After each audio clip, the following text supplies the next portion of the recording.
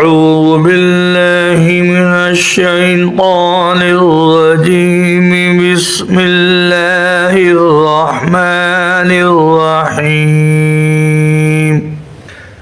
والفجر وليال عشر والشفع والوتر والليل إذا يسر هل في ذلك قسم لذي حجر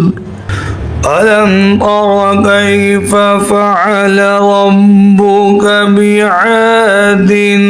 إرم ذات العماد التي لم يخلق مثلها في البلاد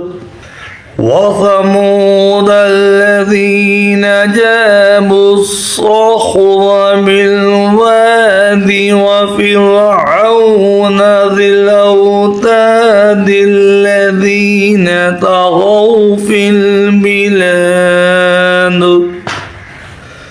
فأكثروا فيها الفساد فصب عليهم ربك صوت عذاب إن ربك لبالمرصاد فأما الإنسان إذا ما ابتلاه ربه فأكرمه ونعمه فيقول ربي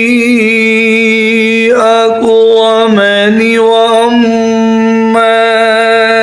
إذا ما ابتلاه فقدر عليه رزقه فيقول ربي أهانن كلا بل لا تكرمون اليتيم ولا تحاضون على طعام المسكين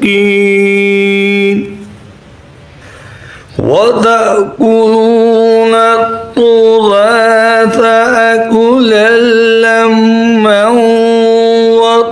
وتحبون المال حبا جما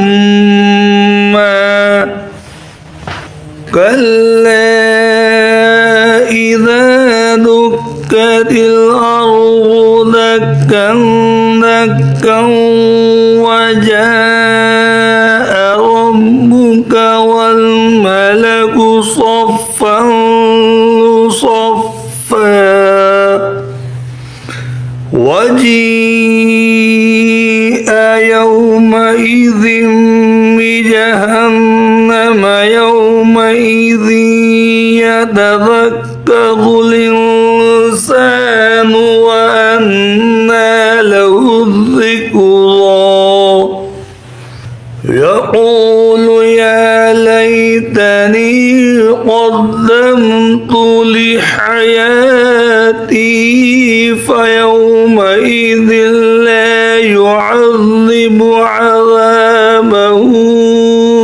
أحد ولا يوثق وثاقه أحد يا أيتها النفس المطمئنة ارجعي إلى ربك راضية مرضية فادخلي في عبادي وادخلي جنتي صدق الله العظيم